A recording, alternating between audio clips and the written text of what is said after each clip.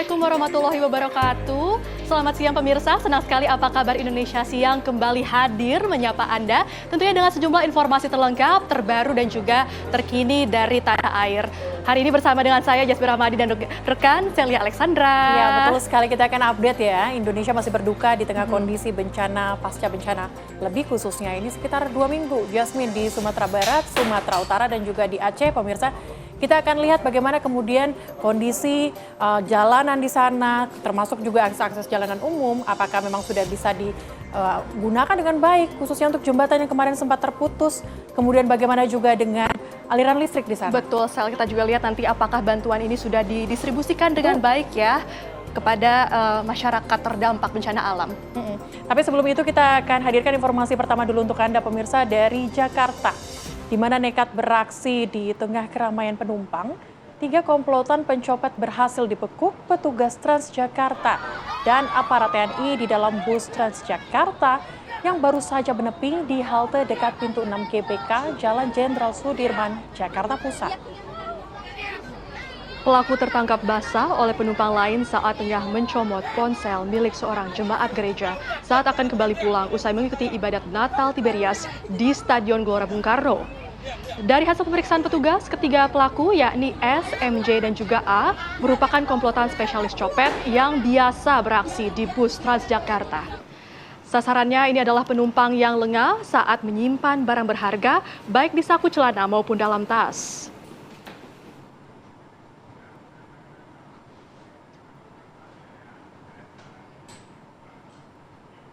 Dan pemirsa, kami akan mengajak Anda untuk ke Kementerian SDM karena sebentar lagi Menteri SDM Bahlil Lahadalia ini akan segera menggelar konferensi pers. Silakan pemirsa. Yang sekarang kena musibah. Seperti kita ketahui bahwa saya baru pulang dari Aceh bersama-sama Bapak Presiden dan juga kami melakukan ratas terhadap perkembangan elektrifikasi. Sudah barang tentu di dalam dalam kondisi yang musibah seperti ini banyak kendala, banyak tantangan, tapi itu menurut kami adalah sesuatu hal yang harus kita hadapi bersama-sama. Karena itu di Aceh sudah ada Pak Dirut PLN dan semua direksi yang akan melaporkan langsung dari Aceh terkait dengan perkembangan elektrifikasi yang ada di Aceh. Pak Dirut PLN, saya persilakan. Terima kasih Pak Menteri SDM Pak Bahlil Lahadalia dan juga para teman-teman wartawan jurnalis dan para pemirsa sekalian. Saya Direktur Utama PT PLN Persero bersama para direksi dan juga didampingi oleh GM Unit Induk Wilayah Aceh berada di Banda Aceh. Pertama kami ingin menyampaikan kondisi sistem kelistrikan di Aceh. Peta yang transmisi dengan peta yang bisa kita. Setelah adanya bencana banjir bandang dan juga tanah longsor, maka ada kerusakan yang sangat masif di sistem kelistrikan Aceh. Pertama adalah transmisi antara Biren dengan Arun, ada 6 tower yang lumpuh karena sungai yang tadinya lebarnya 80 meter menjadi sekitar 300 sampai 400 meter dan tower-tower kami terbawa banjir bandang dan juga kabelnya juga hilang. Dalam waktu yang sangat singkat kami mendapatkan arahan dari Pak Menteri SDM yang langsung berkunjung ke lapangan, baik itu ke unit 113 Biren, kemudian langsung menggunakan heli di lokasi rubuhnya ambruknya tower itu, dan kami mendapatkan arahan dari Pak Menteri untuk segera mengoreksi, memperbaiki tower-tower dan menyambung transmisi yang dari Arun kepada Aceh. Dampak dari kerusakan ini, maka pembangkit kami di Arun tidak bisa mengaliri Banda Aceh, maka Banda Aceh mengalami pemadaman bergilir. Masih ada pasokan kepada Aceh dari Nagan Raya, tetapi kapasitasnya tidak cukup. Maka Banda Aceh mengalami pemadaman bergilir. Sedangkan Ada juga kerusakan yang lain, yaitu transmisi dari Biren menuju ke Aceh Tengah, Takengon, dan juga Benang Tiak. Ada tower-tower kami yang juga ambruk, dan kami juga mendapatkan arahan dalam kunjungan Pak Menteri untuk segera memperbaiki tower-tower dan juga kabel-kabel transmisi tersebut. Dalam upaya ini, kami mengakui bahwa dalam kunjungannya Pak Menteri sampai ke pool logistik kami di Biren. Jarak antara pool logistik kami dengan tower hanya sekitar 2 km, tetapi kami tidak bisa menembus, terpaksa menggunakan helikopter. Maka material untuk perbaikan tower seberat 35 ton terpaksa diangkut menggunakan heli satu persatu. Dan kami akhirnya berhasil mengangkut material, dan juga ada tambahan material seberat 16 ton, yaitu kabel-kabel dan juga peralatan untuk penarik kabel, yang akhirnya berhasil kami evakuasi dari Jakarta menggunakan Hercules ke Banda Aceh, dari Banda Aceh ke Biren menggunakan truk TNI Angkatan Udara, Herculesnya TNI Angkatan Udara, TNI Angkatan Darat menggunakan truk-truknya, kemudian menggunakan helikopter baik TNI Angkatan Udara maupun dari mitra-mitra kami. Dan kemudian kami berhasil mengoreksi, memulihkan tower dan juga menyambung kabel di tengah kondisi yang sangat sulit. Nah, dalam proses ini kami berhasil merestorasi, kemudian dalam saat yang bersamaan transmisi dari Biren ke Takengon juga berhasil kami restorasi, sehingga pada saat kunjungan Bapak Presiden Republik Indonesia ke Banda Aceh dan rapat kabinetnya terbatas, kami pada waktu itu cukup optimis bahwa kami bisa mengalirkan listrik dari Arun ke Banda Aceh dan bisa segera mengoreksi pasokan listrik di Banda Aceh. Itu yang pertama. Kedua, kami juga bagaimana membangun aluran listrik dari Arun ke Takengon, itu berhasil kami restorasi. Nah, dalam proses ini kami memberikan informasi yang tidak akurat kepada Bapak Menteri ESDM, di mana begitu sambungan transmisi dari Arun ke Biren itu sudah pulih secara fisik, kami harus masih menyambung secara sistem. Dan dalam hal ini kami menyampaikan kepada Bapak Menteri ESDM, apabila pada sistem itu tersambung, kami menyampaikan bahwa sistem kelistrikan Aceh akan meningkat menjadi 93%. Ternyata dalam proses pengaliran listrik dari Arun ke Banda Aceh, kami menghadapi tantangan hambatan teknis. Kenyataannya bahwa penyaluran listrik ini jauh lebih berat daripada perkiraan kami. Nah, untuk itu dalam hal ini kami menyampaikan permohonan maaf yang sedalam-dalamnya kepada seluruh masyarakat Aceh, karena kami sudah menyampaikan informasi bahwa sistem kelistrikan apabila koreksi kami untuk penyaluran listrik dari Arun ke Banda Aceh bisa berjalan lancar, maka akan meningkat menjadi 93%, ternyata menghadapi tantangan teknis yang sangat hebat. Untuk itu, saya memahami betul kekecewaan dan kesulitan masyarakat. Tidak ada alasan apapun yang bisa menghapus ketidaknyamanan ini. Sekali lagi, saya mohon maaf dan memastikan bahwa kami tim terus bekerja penuh untuk bagaimana memulihkan sistem kelistrikan di Aceh. Kami mengakui kerusakan jaringan kami sangat parah. Kami mengakui beberapa lokasi masih terisolasi.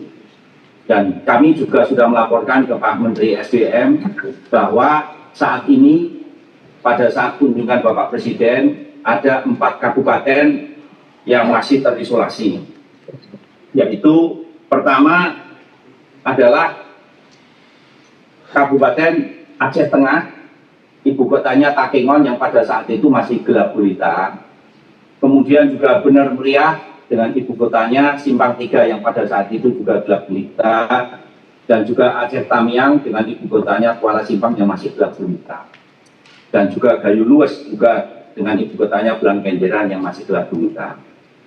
Atas arahan dari Pak Menteri SDM, kami berhasil menyalakan 4 kabupaten dari 4 ibu kota kabupaten dari tadinya yang masih gelap, saat ini sudah terang.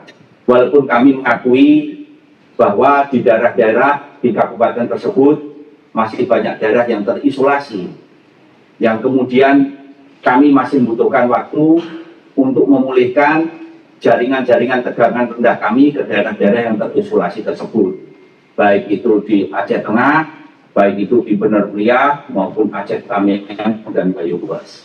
Jadi kami membutuhkan waktu.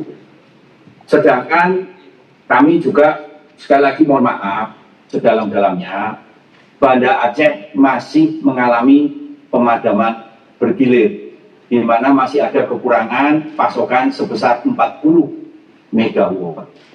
Dan dalam proses ini pengaliran dari Arun sampai ke Banda Aceh sudah kami coba. Pertama adalah kemarin siang kami mencoba mengalirkan dari Arun ke Banda Aceh. Dan sinkronisasi antara pembangkit Arun ke Biren berjalan dengan lancar. Kemudian dari Biren ke Sigli juga berjalan dengan baik. Tetapi kami mengakui begitu sampai ke Sigli terjadi ketidakstabilan sistem kelistrikan dari Arun ke Sigli, sehingga pembangkit Pak Dirut, tadi malam sempat padam. Dia Bapak? Pak Dirut yang singkat-singkat saja. Dia Bapak? Dan untuk itu Bapak, Pak Menteri, kami dalam proses untuk memulihkan sistem ini, di mana kami tadi sudah diskusi dengan Pak Menteri SDM bahwa ada transmisi dari Langsa ke Pangkalan Bandan juga terputus, maka sistem kelistrikan Aceh terisolasi dari backbone Sumatera, dari Sumatera Selatan sampai ke Aceh itu masih terisolasi. Dan untuk itu tadi arahan dari Pak Menteri, kami semua siap menjalankan. Kami memulihkan transmisi dari backbone Sumatera ke Langsa, dan ini membutuhkan waktu sampai hari Minggu, di mana kami akan segera memulihkan Banda Aceh sampai hari Minggu nanti. Demikian laporan kami Pak Menteri, Pak Bahlil. Kami sekali lagi mengucapkan mohon maaf yang sedalam-dalamnya, dan untuk itu kami sekali lagi mohon arahan bimbingan dari Bapak. Kemudian kami juga dalam proses ini selama 5 hari pemulihan ke depan, kami sudah berusaha mendatangkan genset Bapak untuk Banda Aceh dan juga pembangkit untuk Banda Aceh, sehingga selama dalam pemulihan ini kami mengusahakan agar pemadaman bergilir yang saat ini mendekati 42 megawatt bisa kami kurangi, sehingga Banda Aceh dalam kondisi yang lebih baik lagi daripada kondisi hari ini. Demikian Bapak. Kemudian kami juga siap untuk berkoordinasi pemulihan ini sesuai arahan Bapak, baik itu dengan TNI maupun Polri, BNPB, PUPR dan semua stakeholder Forkopimda, karena kami masih harus menembus wilayah-wilayah yang masih terisolasi Bapak, baik terutama di 4 kabupaten Aceh Tamiang, Aceh Tengah, Bener Meriah, dan juga Gayo Luwes. Sekali lagi kami terus menyisir lokasi, kami mengantisipasi longsoran dan juga memastikan jaringan aman. Kami terus berusaha menyambung ke daerah-daerah yang terisolasi, sehingga kami terus berkomitmen mengerahkan seluruh pasukan kekuatan kami agar sistem kelistrikan Aceh bisa pulih kembali. Tetapi untuk itu selama 5 hari ini sampai Banda Aceh bisa selesai, kami membutuhkan waktu. Demikian Bapak, Pak Menteri. Baik, terima kasih Pak Dirut ya, yang semangat. Teman-teman media, apa yang disampaikan oleh Pak Dirut PLN merupakan informasi terkini. Memang secara estimasi di awal bisa kita selesaikan secara cepat yang dilaporkan oleh tim PLN kepada kami. Namun kondisi yang tidak pernah diduga, kemudian di lapangan terjadi ada hal-hal yang harus kita lakukan. Kaitan dengan itu, Kami pemerintah akan terus fokus, akan terus berupaya, akan secara totalitas mempergunakan semua sumber-sumber kekuatan negara dalam rangka percepatan pemulihan di sektor energi yang ada khususnya di Provinsi Aceh. Saya yakin dan percaya bahwa pasti masih banyak kekurangan. Pasti masih terjadi hal-hal yang tidak pernah kita perkirakan terjadi di lapangan. Karena itu sebagai pemerintah juga ikut prihatin yang sedalam-dalamnya, dan kalau ada yang memang belum maksimal kita memberikan pelayanan, kami memohon maaf. Semoga apa yang dilakukan oleh teman-teman tim ini bisa menjadi bagian penting dalam rangka percepatan untuk proses pemulihan kepada saudara-saudara kita yang ada di Aceh. Demikian teman-teman media, terima kasih. Wabillahi taufiq wal hidayah. Wassalamualaikum warahmatullahi wabarakatuh. Shalom, Om Santi Santi Om, Namo Buddhaya, salam kebajikan.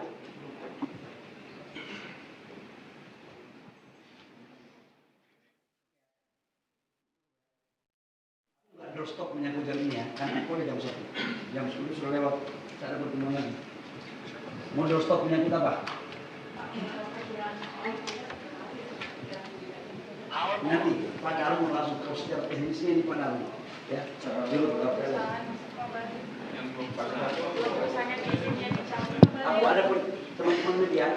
Terima kasih ya. Aku ada rapat di jam 1 sudah lewat. Ya, terima kasih banyak. Pak, perusahaan tambahnya di berhentinya.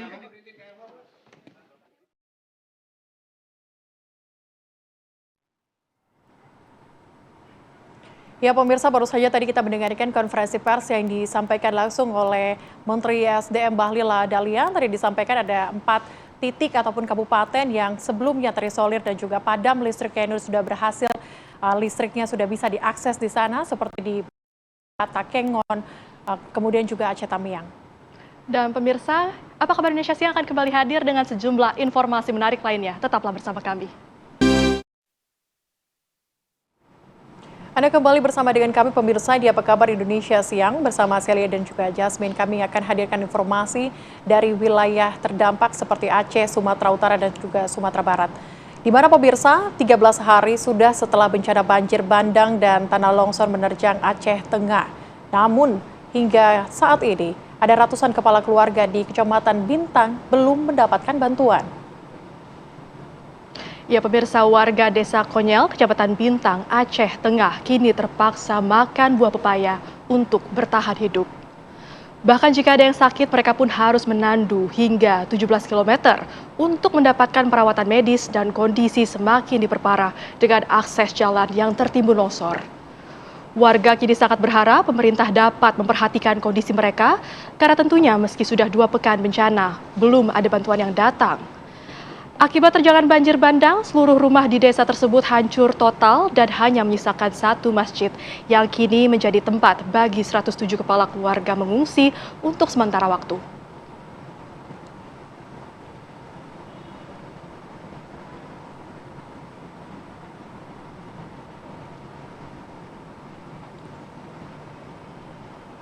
Masih mengenai korban banjir bandang yang wilayahnya terisolasi pemirsa, harus berjuang keras ini untuk mendapatkan bantuan. Dan pemirsa, karena akses jalan darat terputus, mereka harus ke tempat di mana terdapatnya bantuan ini melewati jaluran sungai dan juga perbukitan. Sejumlah wilayah masih terisolasi akibat banjir bandang di Provinsi Aceh. Salah satunya Desa Sikundo di Aceh Barat. Untuk keluar dari wilayah terisolasi, warga harus berjuang mengarungi sungai dengan alat seadanya. Perjalanan mereka masih berlanjut dengan meniti perbukitan yang terjal. Sementara itu pemirsa, Bupati Aceh Barat, Tarmizi SP mengatakan tengah berupaya membuka akses jalan, namun masih terkendala cuaca.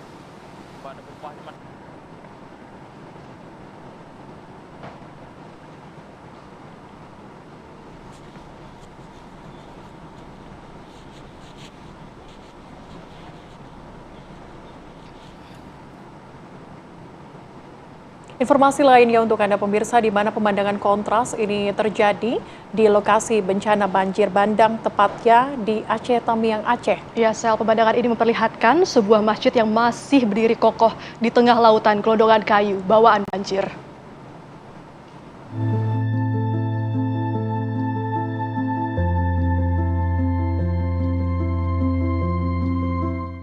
Inilah masjid dan pesantren Darul Mukhlisin yang berada di Desa Tanjung Karang, Aceh Tamiang, Provinsi Aceh.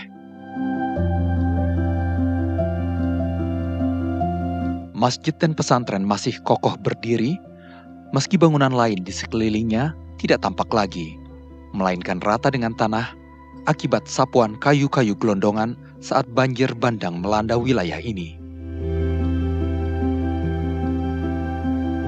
Permukiman di sekitar masjid kini lenyap, menyisakan masjid dan pesantren Darul Mukhlisin sebagai satu-satunya bangunan yang masih berdiri kokoh, termasuk rumah Agus Susanto. Rumah Agus hilang di bawah banjir. Agus kini mengungsi di wilayah yang aman, entah sampai kapan. Kalau dibilang kami di sini banjir bandang, karena kan banyak kayu hanyut tuh. Kayu hanyut, bolok-bolok dari gunung tuh banyak yang hanyut tuh. Nah itulah, naik terus ya sampai ke atas ini Pak. Biasa dalam sejarah ini bukit ini nggak pernah kena. Baru tahun inilah kena dia. Waktu air sudah naik itu posisi Bapak sudah mengungsi atau masih di rumah? Mengungsi di sini. Itu ketinggian airnya berapa Pak? Kalau di sini ya ada selutut. Kalau yang di rumah Bapak? Kalau rumah saya udah nggak nampak lagi. Rumah saya pun nggak punya rumah lagi, habis dah. Itu kondisinya gimana? Ketimpa kayu atau seperti apa? Di bawah air. Di bawah air. Air kalau yang di belakang rumah Bapak ini habis dihantam kayu. Memang kayu balok tuh cukup banyak. Nah, memang kayu dari gunung kan mesti berakar-akar itu kayunya. Agus Susanto tidaklah sendirian. Banyak warga lain korban banjir di Kabupaten Aceh Tamiang yang masih terus bertahan di posko darurat yang mereka bangun sendiri. Dengan alat seadanya, tanpa adanya bantuan tenda dari pemerintah daerah maupun pemerintah pusat. Dari Aceh Tamiang, Provinsi Aceh, Ilham Zulfikar, TV One mengabarkan.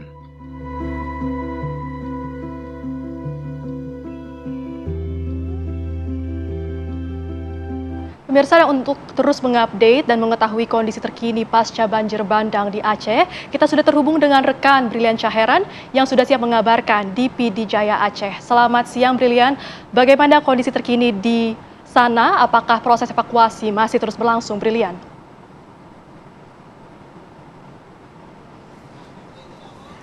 Baik Celia, Jasmine dan juga pemirsa, sebelumnya saya akan memberikan gambaran kepada Anda dari tempat saya berdiri saat ini. Normalnya ini sebelum pasca banjir, sebelum banjir, ini ada 2 meter dari tempat saya mengabarkan.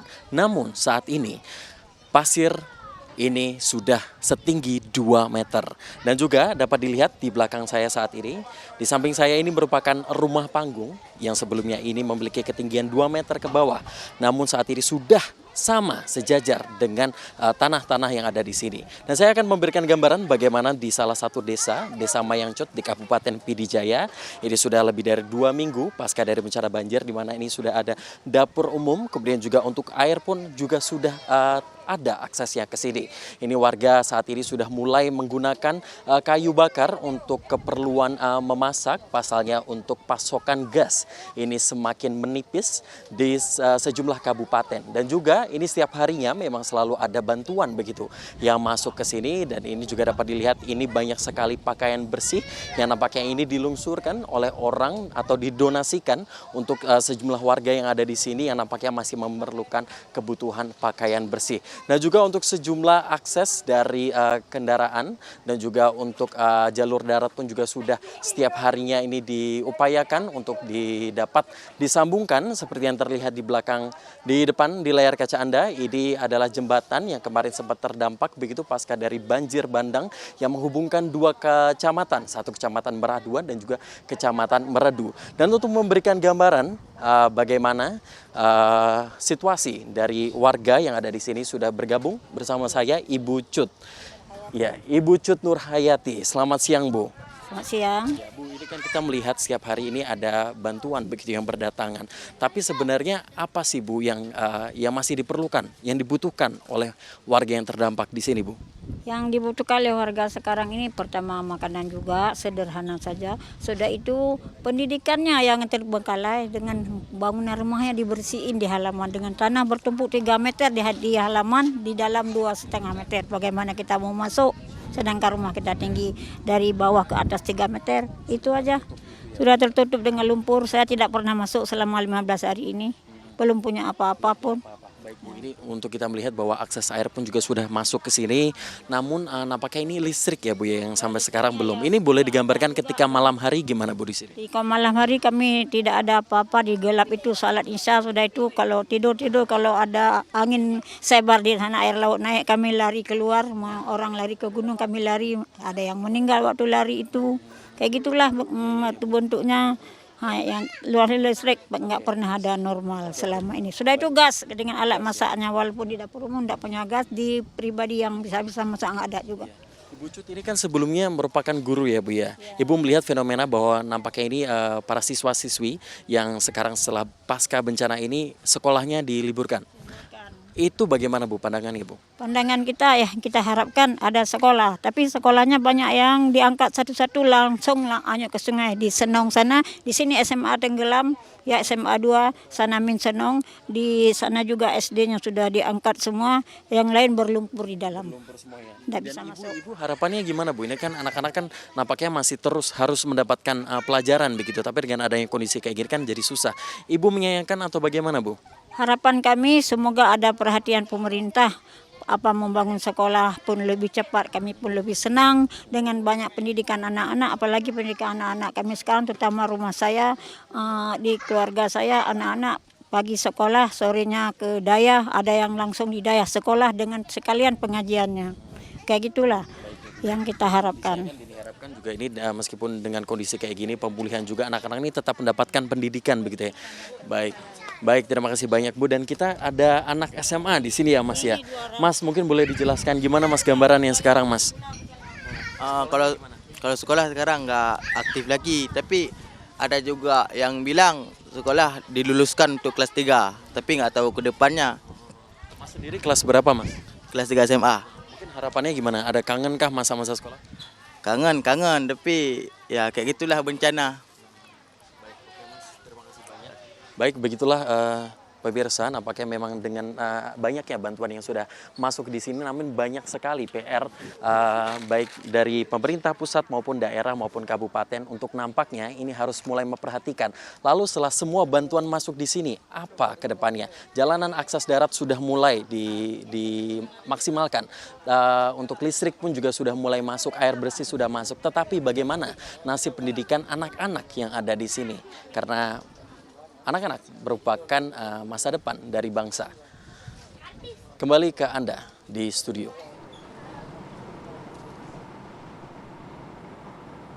Baik, terima kasih laporan langsung Brilian Syaheran yang mengabarkan dari PD Jaya Aceh. Tadi kalau disampaikan memang akses darat ini sudah bisa terakses dengan baik di lokasi Anda mengabarkan.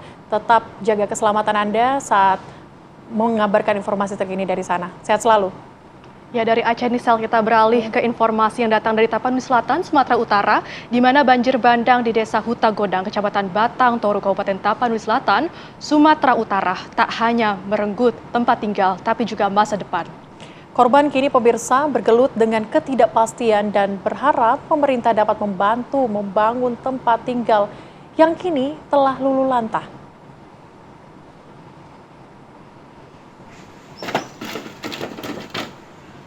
Sabar Sitorus, warga desa Huta Godang, hanya dapat melihat reruntuhan puing-puing bangunan, pemirsa.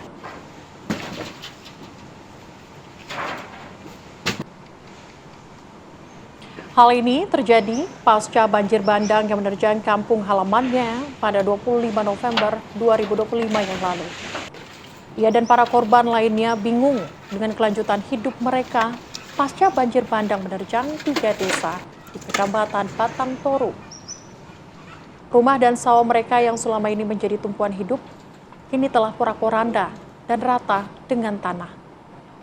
Namun hingga kini, para korban bencana yang masih tinggal di posko pengungsian belum mendapat penjelasan dari pemerintah setempat mengenai tempat tinggal untuk para korban banjir bandang.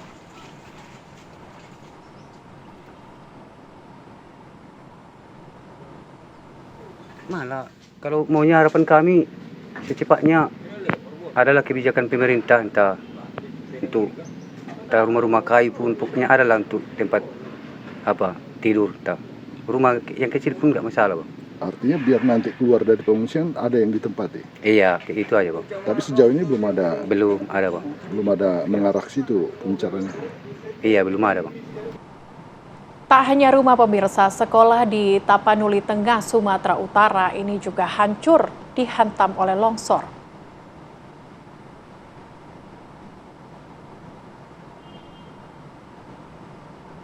Ya pemirsa, seperti kita saksikan bersama-sama, Sekolah SMP Negeri 2 Pandan Nauli yang berada di Kecamatan Pandan mengalami kerusakan parah akibat diterjang longsor.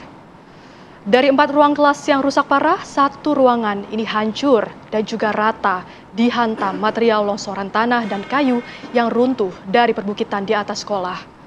Hingga saat ini belum ada aktivitas belajar mengajar pasca bencana yang melanda Kabupaten Tapanuli Tengah pada Selasa 25 November lalu. Kepala sekolah pun berharap agar pemerintah dapat memperhatikan sekolah ini untuk dilakukan perbaikan.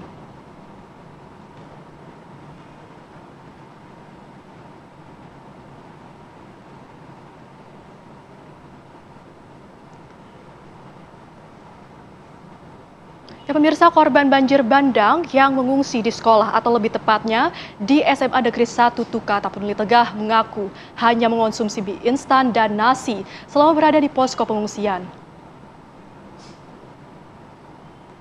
Keluhan ini disampaikan kepada Bupati Tapanuli Tengah, Masinton Pasaribu, yang tengah berkunjung ke posko pengungsian. Para pengungsi mengaku prihatin dengan kondisi yang mereka alami selama 2 pekan terakhir ini. Mereka pun berharap bisa mendapat makanan yang lebih bergizi.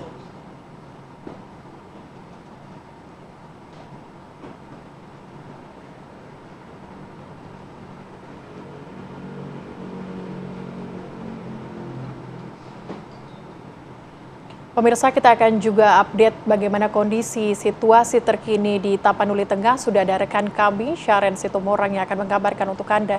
Syaren, bagaimana kondisi terkini di sana? Mengingat tadi kami mendapatkan informasi dari berita sebelumnya bahwa bantuan yang diberikan ini hanya mie instan dan juga nasi saja yang dikonsumsi oleh para pengungsi di sana. Apakah memang sudah mendapatkan bantuan makanan bergizi lainnya? Baik, dari Kabupaten Tapanuli Tengah, Sumatera Utara, kami menyampaikan bahwa kemarin memang saat kita ikut rombongan Bupati menyampaikan mengirimkan bantuan ke posko pengungsian di dapur umum, itu pengungsi langsung curhat kepada Bupati Tapanuli Tengah Masinton Pasaribu bahwa selama di pengungsian mereka ini seringnya makan mie instan, hanya nasi. Kemudian pengungsi juga meminta kepada Bupati untuk diberikan seperti makanan yang bergizi atau katakanlah yang layak. Bupati kemudian langsung memberikan waktu untuk memberi daging ayam. Itulah kemudian masyarakat terlihat senang atas dukungan Bupati Tapanuli Tengah sekaligus juga membawa logistik. Dan pemirsa, di belakang saya juga ketika tadi saya di sini standby untuk mau live ini, ada beberapa warga juga di belakang saya ini yang mereka mengaku sedang mencari-cari bantuan logistik. Dan adapun bantuan-bantuan yang mereka terima saat beberapa minggu terakhir ini adalah hanya sebatas 2 liter beras, kemudian hal ini memang tidak cukup. Kemudian mereka datang, tepatnya saya berdiri sekarang ini di depan kantor Bupati Tapanuli Tengah, ketika sedang standby tadi mau live ini, langsung masyarakat ini datang menemui kita mencari-cari bantuan beras dan juga kebutuhan lainnya di rumah tangga. Karena menurut mereka juga merupakan terdampak banjir yang terjadi pada 25 November yang lalu. Kemudian Kabupaten Tapanuli Tengah, Sumatera Utara merupakan salah satu kabupaten terparah di terjang banjir bandang dan longsor pada 25 November lalu. Ada banyak persoalan sekarang ini yang sedang dihadapi oleh pemerintah daerah dalam dalam penanganan bencana yang sudah memasuki ke 14 hari pasca bencana.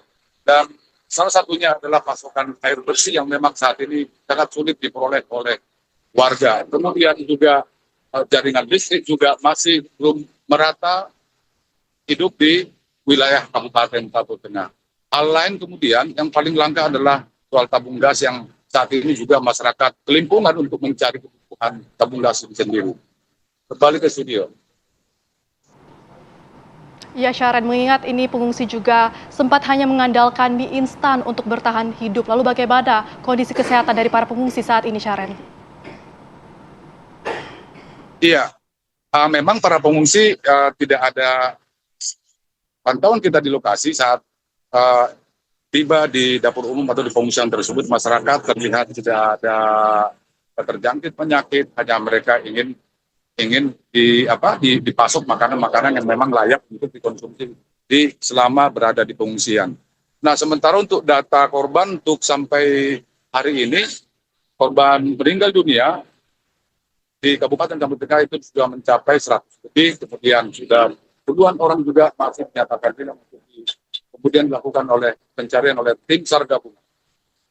Kemudian kabar terbaru yang kami dapat tadi dari Badan Nasional Penanggulangan Bencana, bahwa rencananya BNPB akan melakukan evakuasi terhadap ibu hamil dan juga warga lansia itu di tempat yang terisolir di Kecamatan Tuka, termasuk itu meliputi Desa Sarumanggita, Tapian Nauli, kemudian juga di Desa Said Kalangan 2. Di sana memang masih terisolir di wilayah Kecamatan Tuka. Namun bagaimana kemudian skenario besok, apakah memang bisa mereka yang akan dievakuasi melalui helikopter, kita juga belum tahu bagaimana skenario dari BNPB untuk mengevakuasi warga tersebut. Oke, Sharon, bagaimana dengan intensitas hujan di sana, cuaca di sana, apakah mendukung dan apakah masih menjadi kendala dalam proses evakuasi penyisiran yang dilakukan? Jauh ini untuk cuaca di Kabupaten Tabur Tengah tempat saya mengabarkan saat ini memang cuaca begitu terik. Akan tetapi memang cuaca ini bisa berubah-ubah, bisa di sore harinya sudah hujan, kemudian berhenti.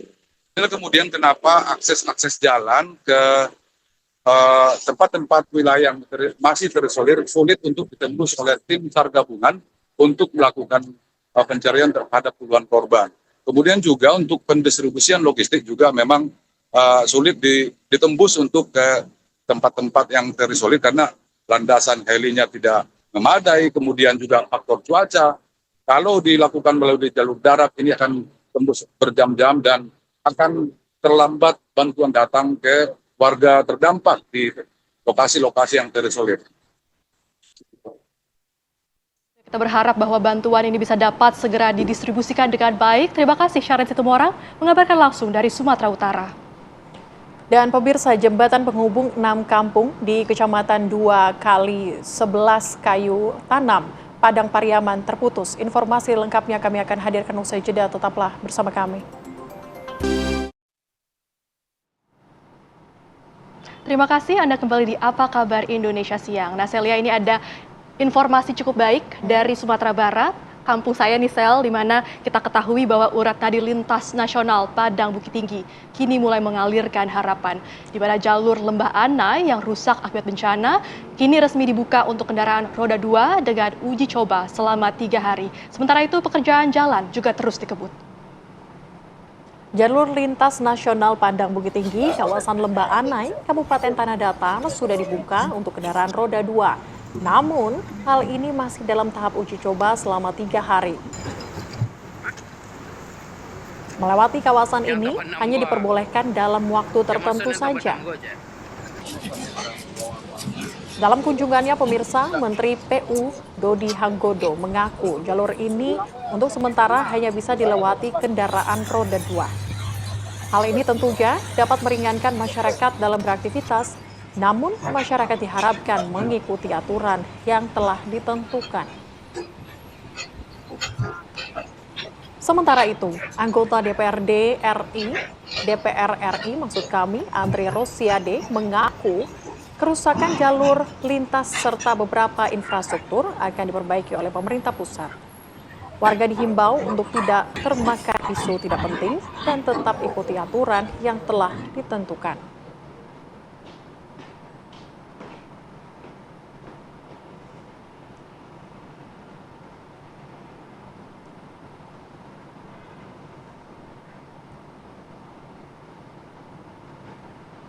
Pemirsa, Kecamatan Malalak merupakan salah satu daerah terparah terdampak bencana banjir bandang dan longsor di Kabupaten Agam, Sumatera Barat. Ya, puluhan titik di jalur alternatif Padang Bukit Tinggi melewati si cincin Malalak hingga saat ini masih terputus akibat longsor. Berikut perjalanan kontributor TV One, Donald Chaniago.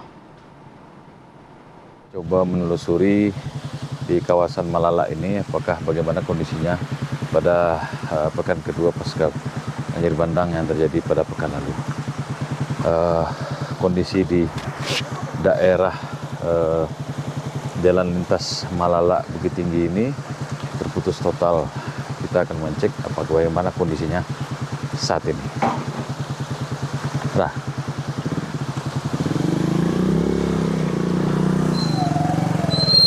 siap. Bismillah. Sip.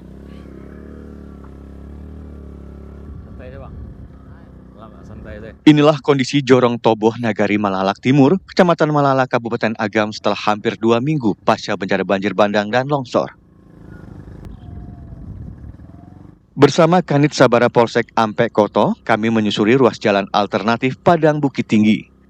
Jembatan darurat buatan warga masih utuh meski sempat dikabarkan hanyut akibat banjir bandang susulan kemarin lusa.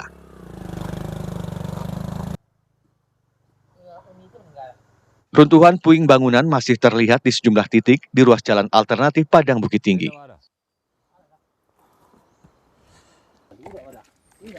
Kami terus menyusuri ruas jalan alternatif Padang Bukit Tinggi ini dengan berjalan kaki sejauh 4 km. Kami pun terperangah ketika kondisi titik longsoran sangat banyak dan panjang. Berarti kondisi kita sekarang ini bagaimana Bang Roni? Di tempat ini? Kalau menurut pendapat saya Bang ya, ini kan lumayan cukup parah, jadi akses jalan terputus Bang. Akses jalan terputus dan itu kami dari pihak TNI, Polri dan Basarnas sedang berupaya melakukan evakuasi dan membantu masyarakat Bang. Sebelumnya sampai ke titik ini sudah sampai belum? Untuk patrolinya sudah ada Bang. Sudah ada di sini sudah. Berarti sudah dipastikan di tempat pemandian umum itu sudah clear atau bagaimana Bang? Kalau itu belum bisa kita jawab Bang. Oh, belum dipastikan ya. Bisa kita pastikan. Tapi intinya kita dari titik terakhir, titik pertama sampai titik ini ada berapa kilo ini kita jalan kaki? Ada 2 kilo? Kurang lebih 3 kilo, 4 kiloan Bang. 4 kiloan ya? 4 kiloan. Tapi kondisinya masih belum bisa dibuka? Masih belum bisa dibuka dan masih belum bisa dilewati Bang. Siap. Sip. Terima kasih Bang Roni. Oke Bang, terima kasih Bang. Itu kondisi di ini adalah jalur alternatif Padang Bukit Tinggi melalui Malalak, si cincin Malalak, dan belum bisa dilewati oleh kendaraan apapun. Bahkan material longsoran masih masif di jalanan. Beberapa alat berat sudah datang ke titik ini. Diharapkan ini akan mempercepat proses recovery di kawasan alternatif Jalan Bukit Tinggi Malalak ini. Dari Kabupaten Agam, Sumatera Barat, Donald Chaniago, TV One, mengabarkan.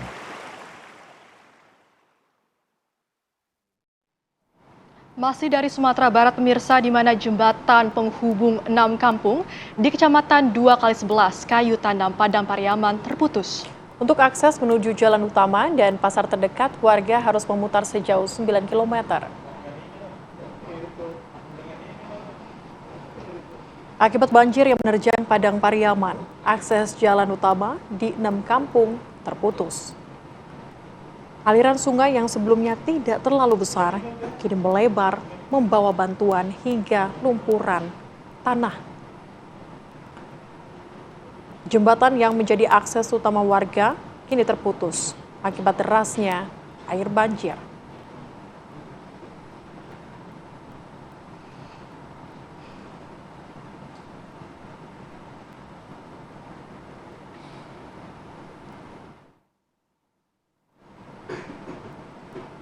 Bagaimana kemudian kondisi terkini dari Padang Pariaman, Sumatera Barat? Kami akan tanyakan kepada rekan kami di sana, Rizka Salsabila, yang akan mengabarkan untuk Anda. Rizka, kabar terkini dari Padang Pariaman, Sumatera Barat seperti apa? Apakah akses jalan yang sebelumnya terputus ini sudah bisa dilalui? Dan bagaimana juga kemarin Anda sampaikan soal sekolah yang terdampak begitu? Bagaimana kondisi terbarunya?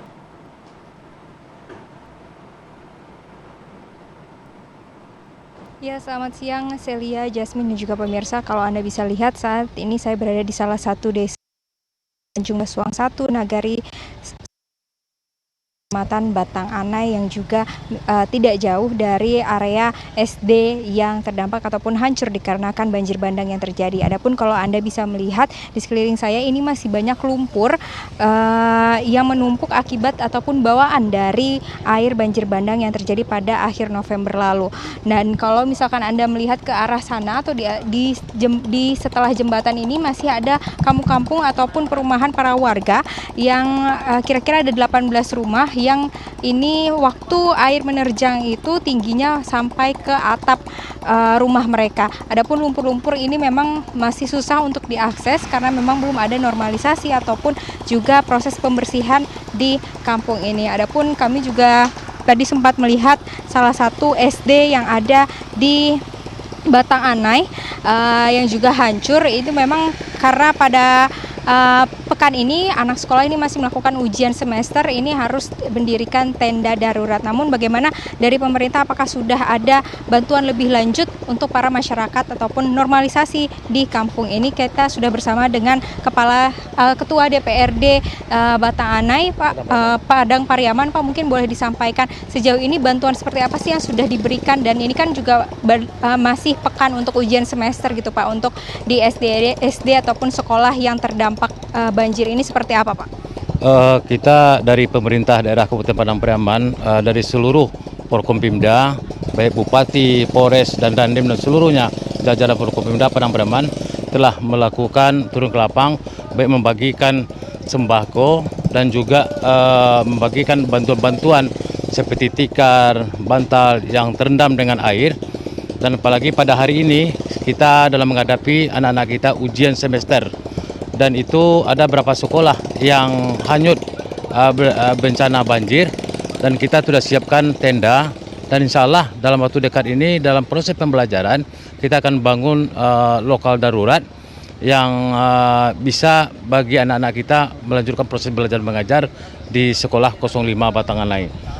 Pak, mungkin khususnya untuk di area ini ataupun di Nagari Sungai Buluah Barat, Kecamatan Batang Anai ini kan memang dari kejadian ini belum ada pembersihan lumpur ini Pak. Mungkin untuk para warga itu kira-kira ditargetkan akan selesai seperti apa, dan bantuannya dari mana saja gitu Pak? Mungkin dari kepolisian kah atau dari Pemda saja? Baik, di Kecamatan Batang Anai ini terkhususnya di Sungai Buluah, Nagari Sungai Buluah, kita telah turunkan dari beberapa sembako, dan juga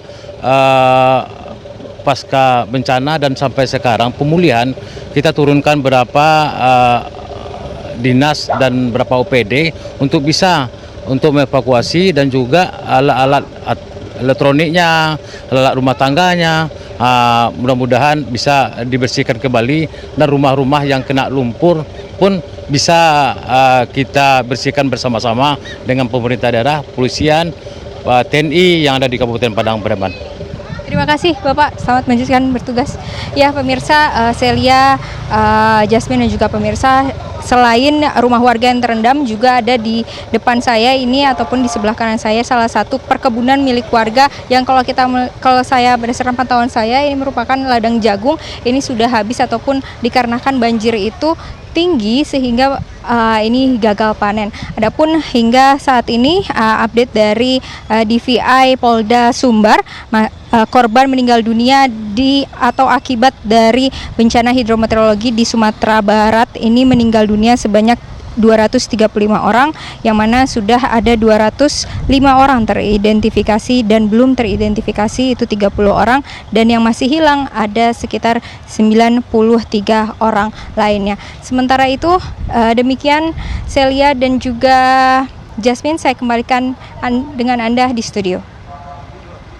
Baik, terima kasih informasi selengkapnya. Rizka Salsabila mengabarkan langsung dari Padang Pariaman, Sumatera Barat. Dan pemirsa, usai jeda kami akan hadirkan informasi lainnya untuk Anda, diantaranya mengenai Polda Metro Jaya yang telah mengamankan dan tengah melakukan pemeriksaan terhadap pemilik serta 4 karyawan dari PT APS yang viral melakukan penipuan terhadap para calon pengantin. Informasi lengkapnya usai jeda, tetaplah bersama kami. Anda kembali di Apa Kabar Indonesia Siang. Pemirsa, Polda Metro Jaya telah mengamankan dan tengah melakukan pemeriksaan terhadap pemilik serta 4 karyawan dari PT APS yang viral melakukan dugaan penipuan terhadap para calon pengantin. Sementara itu pemirsa, para korban dugaan penipuan wedding organizer Ayu Puspita ini terus mendatangi Polres Metro Jakarta Utara untuk membuat laporan. Pasangan muda-mudi yang menjadi korban wedding organizer terus mendatangi Polres Metro Jakarta Utara untuk membuat laporan atas penipuan yang menimpa mereka. Pemilik wedding organizer PT ASP, Ayu Puspita, dilaporkan oleh para korban karena melakukan penipuan. Korban mengalami kerugian mulai dari puluhan juta hingga ratusan juta rupiah, dengan total ditaksir mencapai 16 miliar rupiah. Sejumlah korban mengaku acara pernikahannya gagal berjalan sesuai janji, mulai dari tenda tidak sesuai paket, catering tidak hadir, hingga penyedia WO menghilang tanpa konfirmasi. Polisi akan menggelar gelar perkara untuk menetapkan status tersangka dan penahanan lebih lanjut.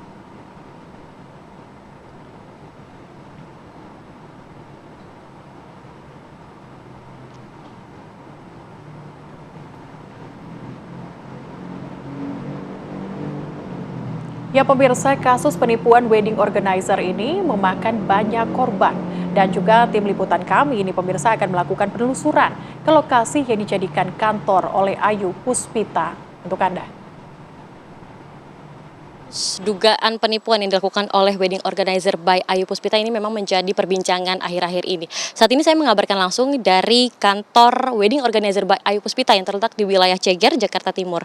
Bisa Anda lihat pemirsa bahwa memang kantor wedding organizer by Ayu Puspita ini sekitar 2 rumah, yang mana ia memang menyewa 2 rumah ini untuk kemudian dijadikan kantor yang kemudian dijadikan aktivitas dari wedding organizer yang ia punya, dan setidaknya sudah 5 tahun kantor ini berdiri di wilayah Ceger, Jakarta Timur.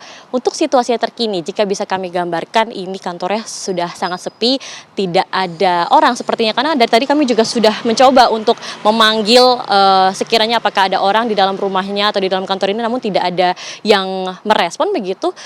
Jadi memang kalau kami melihat situasinya ini sudah tidak ada orang, namun beberapa barang di dalam kantor ini masih terlihat, seperti kemudian barang-barang memasak, kemudian juga barang-barang lainnya, karena memang menurut informasi kantor ini menjadi tempat di mana seluruh aktivitas wedding organizer baik dari administrasian, pendataan hingga proses memasak ini berada di kantor ini. Dan kalau kami bisa menceritakan bagaimana kemudian awal kasus ini terjadi, ini dimulai dari seseorang yang kemudian memposting video di salah satu sosial media terkait pernikahannya yang tidak ada catering atau makanan yang seharusnya sudah dikoordinasikan oleh pihak wedding organizer by Ayu Puspita, sehingga memang dari video tersebut korban-korban lainnya pun merasa perlu untuk bertemu langsung dengan pihak wedding organizer yang mana kantornya memang terletak di wilayah Ceger, Jakarta Timur. Dan 7 Desember malam pemirsa, ini sejumlah korban, tepatnya sekitar 200 orang langsung menggeruduk langsung Ayu Puspita yang berada di rumahnya, yang kemudian meminta refund atas dana-dana yang sudah dikirimkan oleh para klien atau para korban. Dan sangat fantastis karena menurut dari estimasi begitu adanya kerugian sebanyak 16 miliar rupiah, yang mana dananya ini diketahui digunakan untuk kepentingan pribadi seperti membeli rumah ataupun jalan-jalan ke luar negeri. Adapun juga dari pihak korban ini meminta refund secepatnya.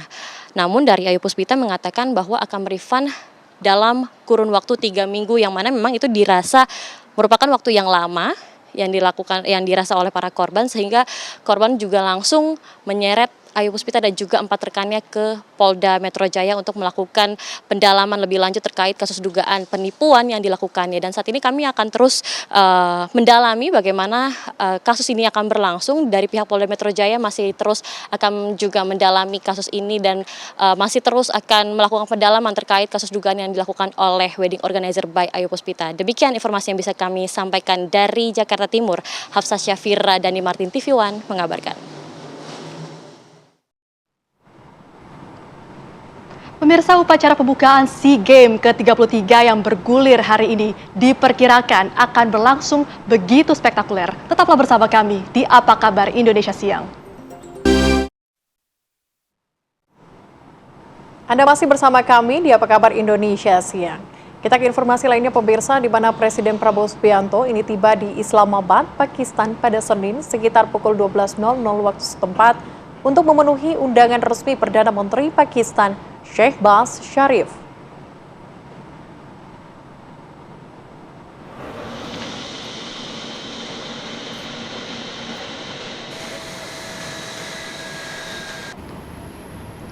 Ya, kedatangan Presiden Prabowo dan delegasi menggunakan pesawat kepresidenan disambut istimewa dengan dikawal 6 jet tempur JF-17 Thunder milik Angkatan Udara Pakistan.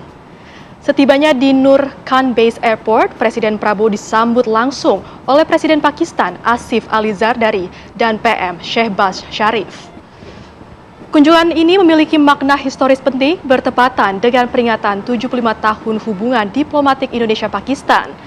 Dan kehadiran Presiden Prabowo juga menghidupkan kembali jejak sejarah persahabatan yang dimulai sejak kunjungan Presiden Soekarno pada 1950. Momen yang dikenal sebagai fondasi eratnya hubungan kedua bangsa ini.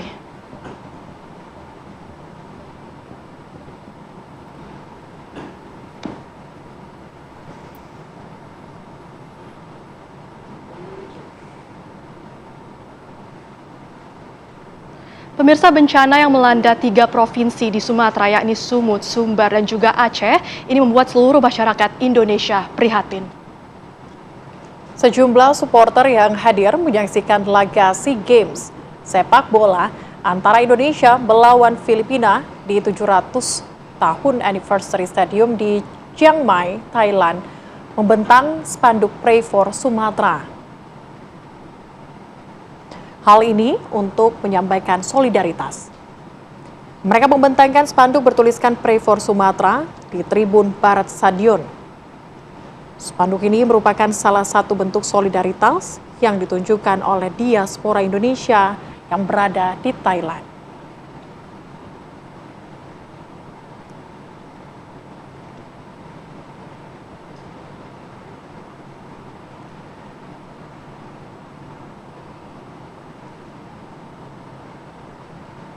Masih mengenai SEA Games 33, pemirsa, yang berada di Bangkok, Thailand, di mana upacara pembukaan SEA Games ke-33 yang bergulir hari ini diperkirakan akan berlangsung begitu spektakuler. Ia mengusung tema We Are One. Opening ceremony kali ini menekankan persatuan negara-negara ASEAN. Panitia menyiapkan 5 segmen utama pertunjukan yang akan menghadirkan perpaduan tari tradisional, koreografi modern, serta teknologi visual berskala besar. Seluruh segmen akan menampilkan cerita tentang perjalanan SEA Games dan kekayaan budaya Thailand serta ASEAN. Sejumlah seniman dan musisi terkenal Thailand siap menghibur penonton yang hadir maupun dari layar kaca. Penyalaan obor SEA Games akan menjadi momen puncak yang diklaim akan dibuat lebih ikonik dibandingkan edisi-edisi sebelumnya.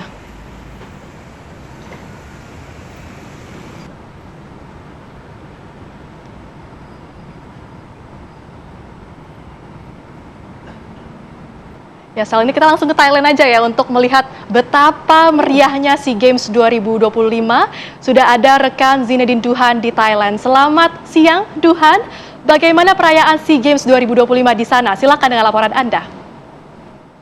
Ya, Jasmine dan juga pemirsa, pada hari ini akan digelar opening ceremony untuk SEA Games 2025 di Bangkok, Thailand, tepatnya di Stadion Raja Mangala nanti pada pukul 18.30 waktu setempat. Dan saat ini saya berada di Rumah Indonesia. Memang ini sudah disediakan untuk seluruh kontingen bisa hadir ke sini, termasuk juga tim media dan juga dari tim teknis untuk hadir ke sini melakukan segala persiapan baik sebelum lomba maupun juga evaluasi setelah lomba dapat dilakukan di sini. Dan saat ini sudah berlangsung persiapan ini untuk opening ceremony yang akan digelar malam hari nanti. Nah, untuk mengetahui seperti apa persiapan yang dilakukan, saya akan mengajak Anda untuk berbincang bersama Pak Bayu Priawan, ini selaku CDM dari Indonesia. Pak Bayu, ini dapat dijelaskan proses persiapan apa saja yang sudah dilakukan sejauh ini beberapa jam menuju opening ceremony nanti? Ya, terima kasih. Insya Allah nanti sore kita bersama-sama menuju ke stadion untuk melakukan opening ceremony. Dan insya Allah nanti akan ada 69 atlet yang akan ikut dalam parade defile, ya, yang terdiri dari semua perwakilan dari cabang olahraga yang ada. Dan untuk yang flag carrier itu akan dibawa oleh Pak Mega dan Mas Robi. Dan kita semua nanti untuk flag carrier akan menggunakan adat baju Lampung dan baju Batak. Adakah alasan tersendiri Pak untuk memilih baju Lampung dan juga Batak yang nanti akan dipakai oleh Robi dan juga Mega? Ya, tentunya baju adat ini kita dapatkan disupport oleh Sarinah, ya. Terima kasih pada Sarinah memberikan support pada kami semua. Dan kenapa kok Lampung dan Batak? Karena ini mencerminkan wujud dari kebinekaan budaya Indonesia dan juga sebagai wujud dan representasi dari kegigihan, ketekunan, dan juga pembentukan karakter juara. Dan tentunya nanti ada juga topi yang kita pakai, topi adat Batak, ya, topi ulos, ya. Itu juga sebagai bentuk cerminan atas doa restu dan juga perlindungan. Jadi ini sebagai representasi budaya dan juga sebagai bentuk kebanggaan Indonesia bahwa kita ini memiliki keberagaman budaya dan masing-masing budaya yang ada itu mencerminkan keteguhan, ketekunan, dan juga perjuangan yang tangguh untuk bisa memberikan kontribusi yang maksimal untuk Indonesia.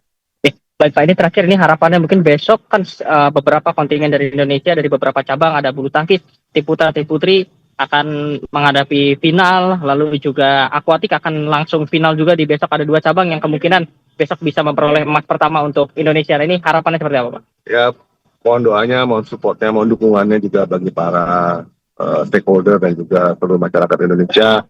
Atlet kita butuh dukungan kita semua.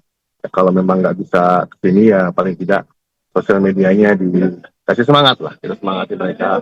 Dan kami dari tim CDM juga berupaya maksimal untuk bisa memberikan pelayanan terbaik buat mereka dan juga memastikan segala sesuatu yang diperlukan itu terpenuhi. Dan tentu kita optimis bahwa atlet-atlet kita ini juara. Oke, baik. Terima kasih Bapak Bayu untuk informasinya. Itu dia memang Celia, Jasmine, dan juga pemirsa, informasi bahwa nanti akan ada 69 orang perwakilan dari Indonesia, ini dari beberapa cabur, nantinya akan menggunakan pakaian dari Batak dan juga Lampung. Nanti yang akan membawa bendera merah putih adalah Megawati dan juga Robi. Ini Robi sendiri merupakan atlet lari seperti itu, dan Megawati merupakan atlet voli yang nantinya akan membawa bendera Indonesia lengkap dengan pakaian adat. Sedangkan untuk sisanya nanti yang datang akan menggunakan pakaian official dari Indonesia, tentunya juga dilengkapi dengan topi ulos sebagai gambaran dari semangat masyarakat Indonesia, dan berharap seluruh atlet Indonesia dapat memetik hasil yang maksimal. Untuk sementara itu informasi yang dapat kami sampaikan, saya kembalikan ke studio.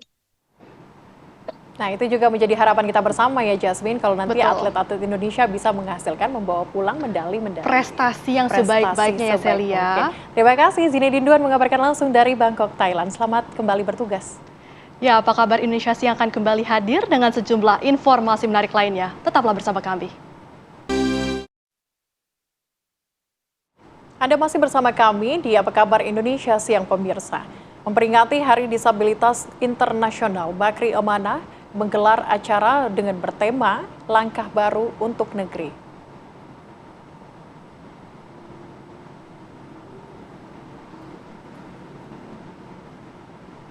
Ya, Bakri Amanah melaksanakan pemberian kaki palsu dan juga modal usaha di Wisma Bakri Jakarta pada Selasa pagi.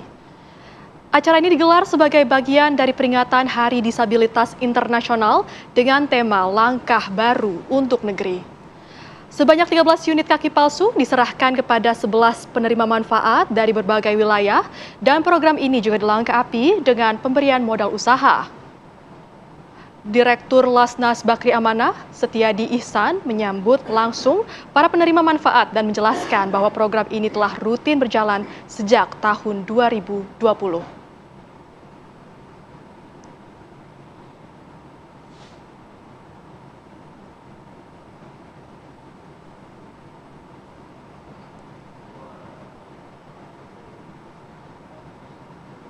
Pemirsa, kita beralih ke informasi berikutnya di mana ada ratusan buruh bongkar muat pelabuhan yang menggelar unjuk rasa di kantor Kesyah Bandaran dan Otoritas Pelabuhan Kelas 3 Satui, Tanah Bumbu, Kalimantan Selatan.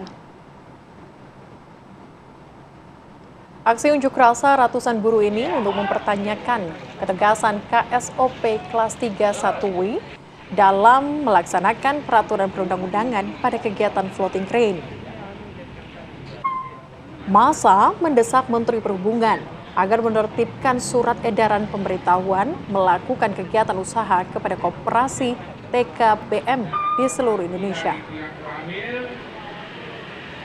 Serta massa juga mendesak Menteri Perhubungan agar menginstruksikan kepada Dirjen Perhubungan Laut menjalankan ketentuan tentang kegiatan bongkar muat di area STS menggunakan floating crane agar menggunakan operator dari koperasi TKBM pelabuhan setempat. Kami akan sampaikan. Beliau itu bukan hanya cukup lisan, Pak. Ada tertulis menyatakan bahwa sejak tanggal ini, bulan ini, TKBM sudah bisa bekerja di atas floating crane. Dan kami segera akan melaporkan, akan menyampaikan, melaporkan kepada Pak Dirjen Perhubungan Laut dan Pak Menteri Perhubungan. Pemirsa, seorang pemuda nyaris tewas, tepatnya di kota Cirebon, dan juga ini menjadi bulan-bulanan warga karena ketahuan mencuri sepeda motor di kawasan Kesambi.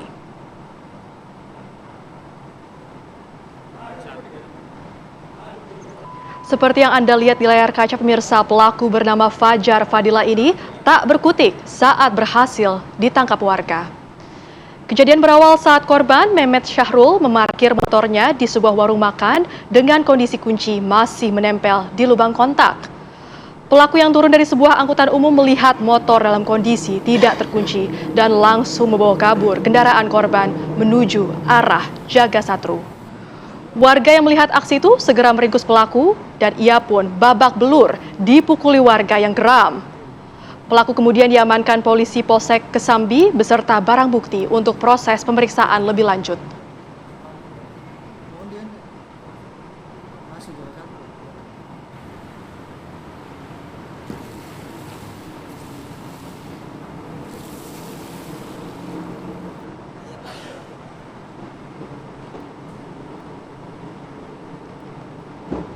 Tidak terasa informasi tadi menutup jumpa kita di Apa Kabar Indonesia Siang. Wakil kru yang bertugas saya Jasmine Rahmadi. Dan saya Celia Alexandra pamit undur diri. Terima kasih. Sampai jumpa pemirsa.